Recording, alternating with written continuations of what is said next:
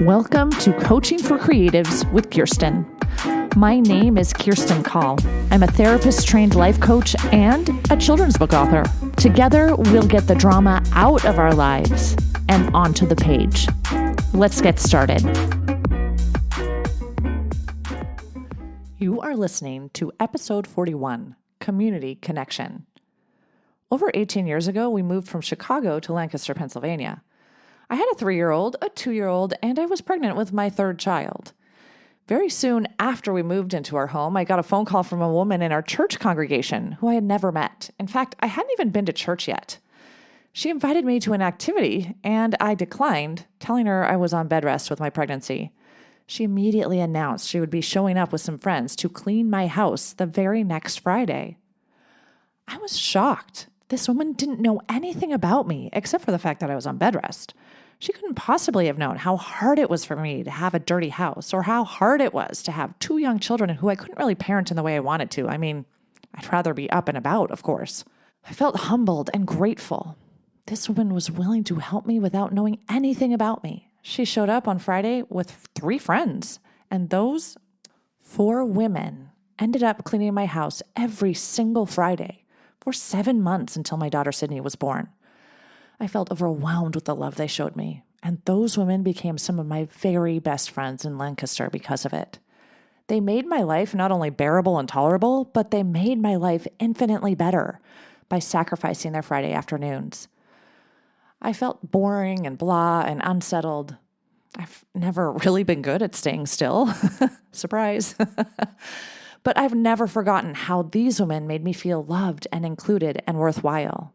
Didn't matter if I felt boring and blah. The community support and connection changed me and made my pregnancy and my life infinitely better. I just got home last night from a prospect agency highlights retreat in Honesdale, Pennsylvania. I saw people I've known for years. I met new people. I connected with my agent and agency mates. There's something about gathering with people who understand you and support you that feels so magical. I'm grateful for each person I connected with last weekend, for their insights, vulnerability, for their friendship. Our brains are wired to seek connection. Connection with others creates a sense of belonging and safety.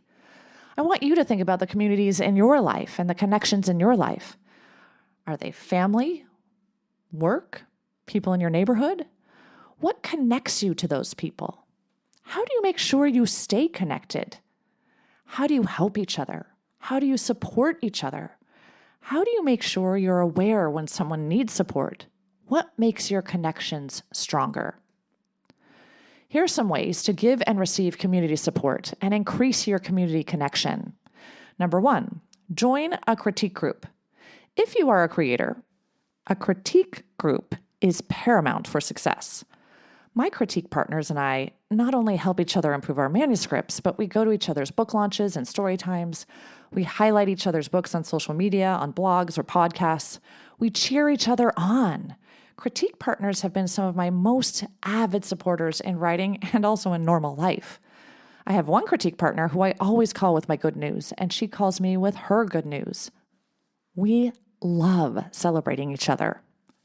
Number 2, join a book club or any kind of hobby group. For me, my hobby group would be a book club, always. Every time I move to a new area, I start a book club and I invite anyone who might be even remotely interested. It's been a beautiful way to meet people and really get to know them. There's something so lovely and connecting about reading the same book, meeting together, and discussing the themes and ideas in that book and how they relate to your life. Number 3, go to book launches or story times. When you do those sorts of things, you meet other creators, and you can also go to other community events like school plays, parades, high school football games. These are great opportunities to support others and also connect with people. Number 4, go to workshops or conferences or retreats. Spend the money on yourself. You will not only feel more creative, but you'll also find your people. And there are some easy ways to connect with your people, even as an introvert. For example, when I go to literary events or workshops or conferences, I wear literary attire. When I went to my very first Society for Children's Book Writers and Illustrators conference in New York City, I wore a bright yellow dress with a print of black glasses on it. People would comment on my dress, and then we had something to talk about. I could even joke that I was making a spectacle of myself. There, boom, we had a connection. I might even have become known as the girl with the book dresses in some circles. My point is, some of my very favorite people in the world are people I've met at picture book boot camps or SCBWI conferences or agent and editor soirees, or at places like Highlights during an agency retreat. Number 5, volunteer. Working on a team for a common goal is something that connects us with each other. As writers, the possibilities are endless. There's volunteering for conferences and blogs and podcasts and award judging and so much more. As a parent, I've volunteered in classrooms and for musicals and marching bands. I've sung in volunteer choirs and run volunteer story times. Every time you volunteer and work with a bunch of other volunteers, you bond. Number 6, find ways to celebrate other people. Review and share other people's books and art. Celebrating other people's successes builds community and connection like nothing else does. Tell authors and illustrators and other creators what you like about their work. Even other ways to celebrate other people is to go to soccer games or piano recitals. Each of these events is preceded by a lot of hard work and grit and perseverance. And supporting people who have worked hard on something creates connection and community. So, as you build community and connect with others, be vulnerable. Don't be afraid to share your struggles as well as your successes. We all need support, and there's nothing more connecting than commiserating over shared experiences in the creative world. And another thing, be bold, be dauntless. Talk to that person you've always wanted to talk to. Approach the person who seems to be always sitting alone. There are people in your life who need you and your experiences. You might be the only person who can connect with them in the way that works for them. Grant yourself permission to connect and uplift and support and love. And everyone around you will be better because they know you.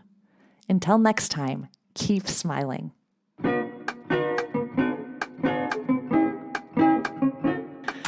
If you like what you've heard, check out my Get Yourself Unstuck program. Go to KirstenCall.com. That's KirstineCall.com and schedule a free consultation today. Coaching for Creatives is produced by Kirsti Call. Music and audio engineering by James Call.